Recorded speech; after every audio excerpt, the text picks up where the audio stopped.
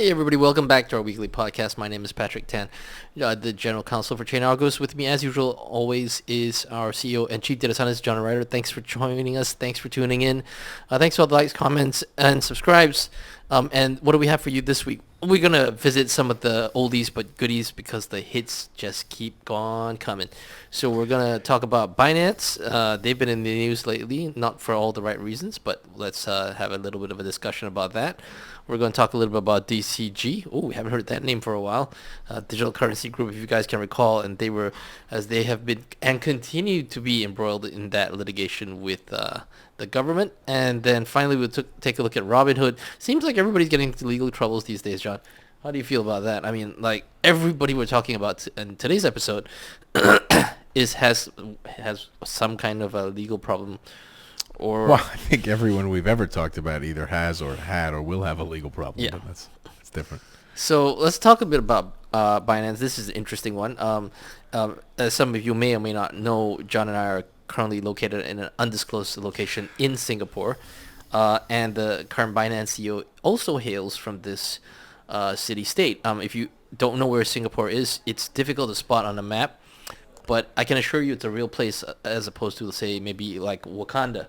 So, John, tell us a little bit about Binance. What's going on over there? So there's really two public statement controversies here regarding Binance. So the first one is statements that Binance made itself regarding their guy that's been arrested in Nigeria. Okay, wait. Maybe a little bit of backstory for people who may not have been following this story. Binance has been operating for a very long time in a very large number of countries. Sure. And there are legitimate questions as to the legal status of a lot of that business in, 100 countries for years. I don't think anyone, including Binance management, would dispute that there are questions about historical legality of business areas. Oh, well, I think I know the response to that one.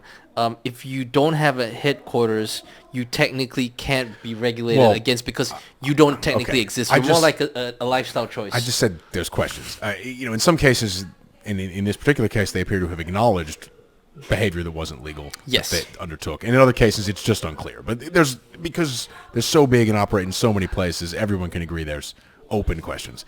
So in Nigeria, which is a fairly large economy with a lot of people, and there's a lot of interest in getting out of the local currency. And interestingly, west of Wakanda.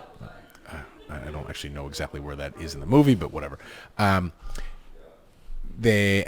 employees were arrested, detained following some meetings a few months ago. One of those people escaped detention and fled the country and appears to be being brought back. Other people are still in detention there, and there are questions about exactly what's going on. Obviously, we have no detailed knowledge of what's happening, but the guy who was Binance's head of compliance investigation or something like that. So former compliance US, and investigation, former U.S. investigator for some agency. Some government Treasury agency. Department, something. So the claims are that he didn't do anything wrong or whatever. We don't know. The Nigerian government has made statements. Binance has made statements. So Binance made an interesting statement a few days ago about this situation, saying that guy didn't do anything wrong. And they also acknowledged that Binance had been operating without a license. And the reason they've given is that when the government said they needed a license, they didn't give them a procedure to get a license. Whether or not that's true, if your employee has been detained because the government thought he was a representative of the company and the company didn't have a license, that's one of the accusations, and you publicly say, by the way, the company didn't have a license, it is an interesting strategic choice. Not even saying you're right or wrong, just that, that's an interesting strategic choice. And then just saying that, the government of Nigeria is totally wrong and should release this guy doesn't feel like a strategy that's likely to help, particularly when one of the other people who was in detention escaped. We're not saying that that's the people who are still there's fault. We're not saying that's Binance management's fault. We're not saying any of those things. We're just saying if the one guy escapes, the people who are left are in more trouble, right or wrong. That's the way the world works. How many more people are? I think there's two people still there. This guy and then one other guy. So the ninja escaped, and then whatever. They get that guy back. Clearly, that guy's getting in trouble for escaping detention, because even if the charges are bogus, escaping and fleeing the country is poorly received everywhere. It just didn't. It's my read on this. As the way companies interact with regulators, finance, you have a lot of interaction in general because you need licenses, and the government has to at least be grudgingly okay with you, or they will take your license away. This suggests to me either Binance knows that it has no way of winning this and has exhausted whatever their attempts are, because this ends the negotiation route, right? Or it suggests that for some reason they think that the government of Nigeria is going to flip completely as a result of this anyway. I mean, there's no election coming up or policy change, but those are the only two ways I can possibly read this. They even acknowledged in their post that they had a point person within the government who was managing their relations, and that person assured them that everything would be fine. That certainly sounds suspicious and suggests that that person will then be the subject of a tremendous amount of scrutiny within Nigeria. Again, no matter who was or wasn't doing anything wrong, when you say in the newspaper, that's our guy, that guy promised everything would be fine, everybody else within that system will look at that guy and say, I think you're in trouble now, no matter what really happened, just because that's the way these things work. Similarly, this just came out, I think this is this morning, yesterday evening, this is a Wall Street Journal reporting that some people at Binance have told the Wall Street Journal and presented evidence, whatever, to the Wall Street Journal, that they worked in the transaction monitoring and market manipulation detection, whatever parts of Binance, and they found problems with at least the trading firm DWF Labs, reported this, wrote up a report on this, and Binance apparently fired these people and has now publicly said that, there's some manipulation, but they try to prevent it. It's fine, and DWF Labs has denied they did any manipulation. Again, we have no clue whether or not this is all true. I'm assuming the Wall Street Journal at least verified the materials, that there's two sides to that story, whatever. This is similarly a situation where you're starting to see a lot of this dirty laundry aired in public, which feels like whatever negotiations, arrangements, relationships, allocations of earnings, whatever, that were holding these things together are now fraying, and stuff will become more and more out in the open. In the same way that in 2022, following the Luna explosion 2 years ago this week, you started to see a lot more contentious disputes among people, or fraying, because the money, in some short-term sense at least, ran out. And these really feel like signs of intense stress that nobody's able to manage. I mean, whatever CZ was good or bad at, or whatever it is, he ran the company for a long time, and they didn't air too much dirty laundry like this. His relationship with regulators is not fantastic. The number one exhibit for that one is the fact that he's going to prison.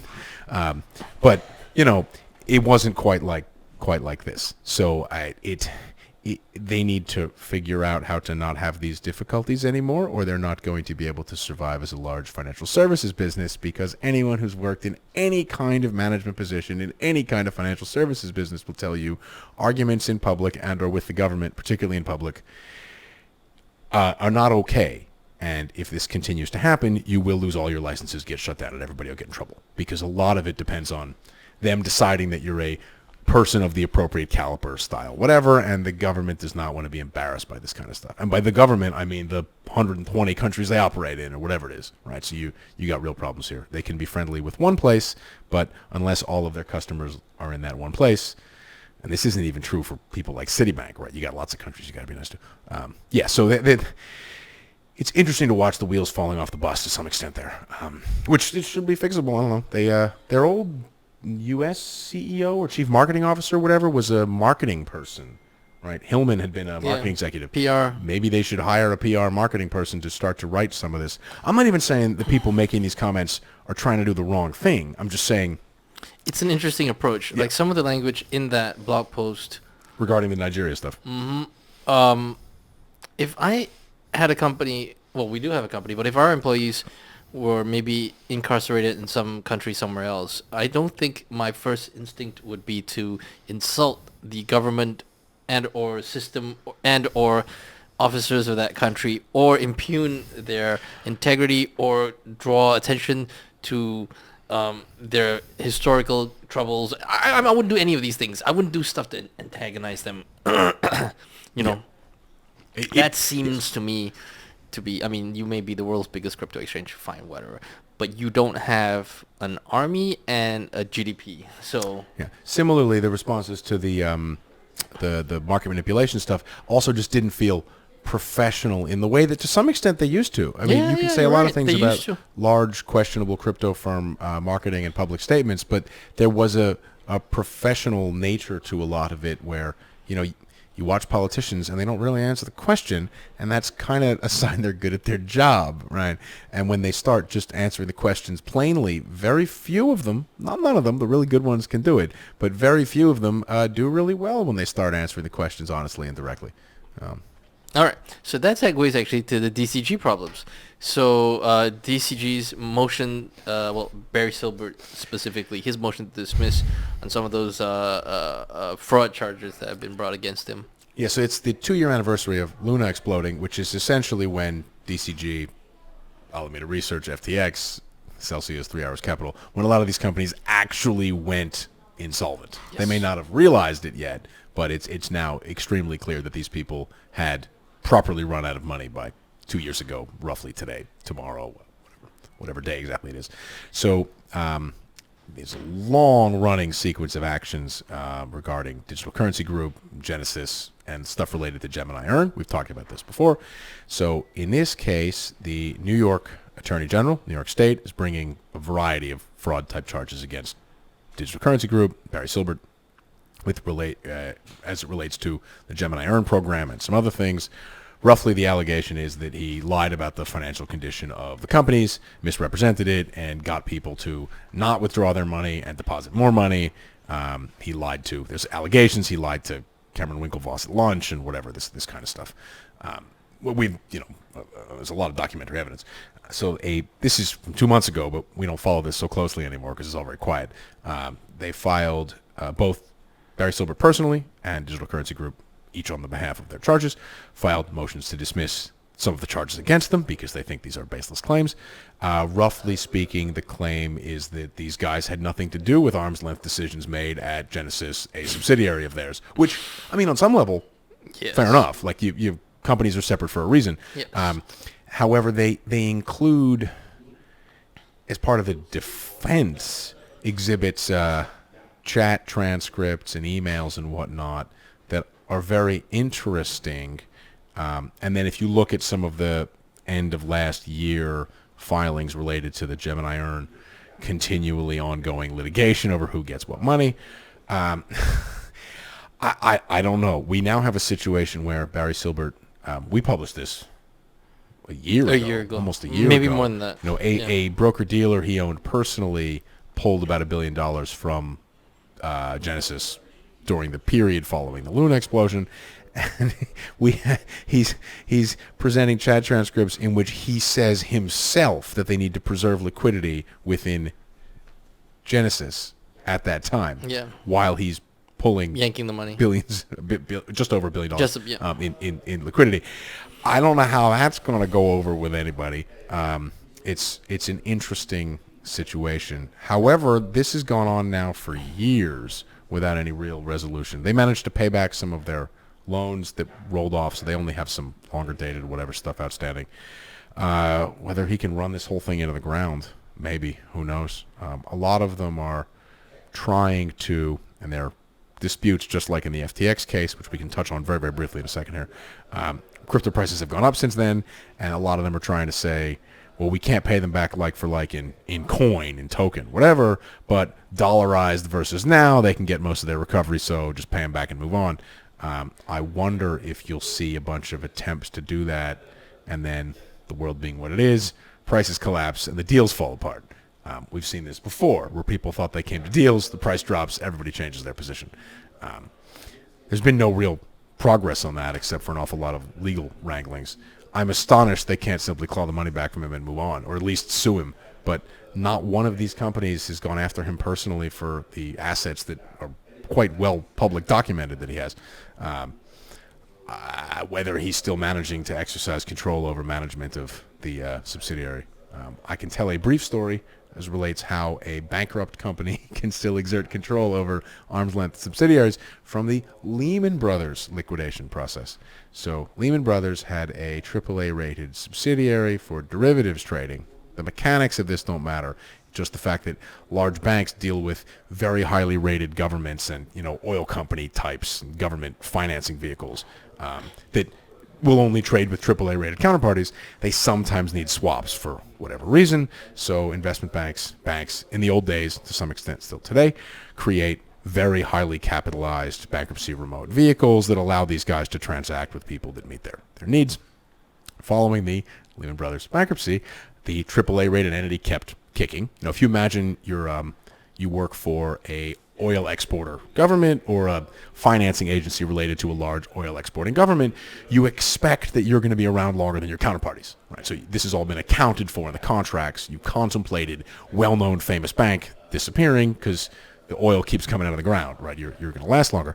Yeah, in that case, the Lehman Brothers bankrupt estate still managed to exert control over the subsidiary because it was paying for the directors and officers' insurance for the directors. So whether there's some kind of weird, narrow connection that somehow runs there, people do know that Tesla's D&O insurance is covered by Elon Musk, at least for some of them, to some extent, and there were concerns raised exactly when that began that parts of the board would become far more dependent on him if he was the only provider they could get. Yeah. Nobody would sell them insurance. If you maybe there is something like that. I don't know. I don't know that there's precedent in the bankruptcy code for dealing with those conflicts. I mean, there's precedent for dealing with conflicts, those specific conflicts. So that continues to evolve in an interesting fashion and just tumble on forever. People are going to get no recovery, and the lawyers will get all the money. But such is life. I mean, if the creditors would just say, we'll take our mark-to-market position, liquidate. To this day, it's not entirely clear to me why that's not happening, but we'll find out. So that's a little bit of a blast from the past.